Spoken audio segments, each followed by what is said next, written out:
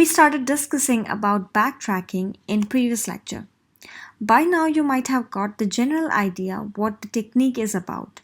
Now how we can actually identify that the given problem can be solved using backtracking. For that, let's see what we will be given in the problem statement. In problem statement, you will be given a set of choices to be made and certain constraints. For instance, consider the Sudoku problem.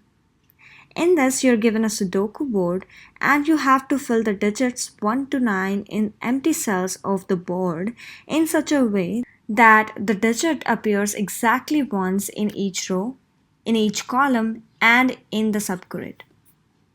So here the choices are the digits from 1 to 9, and the constraint is that the digit cannot appear more than once in row, column, and outline subgrid. So talking about the Sudoku problem, at each cell you make a decision by keeping all the choices and constraints in mind. So you keep on making decisions with given candidates and try to solve the Sudoku recursively. But if at some point there is no right digit left to be placed at the certain cell in the board, you will take a step back and refill the cell with a different digit.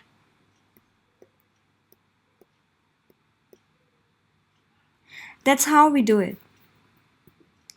So the key thing you check in your program is that if it consists of decision-making cells that you make on the basis of given choices and constraints, and if the decision doesn't work out, you backtrack and make another decision with different choice.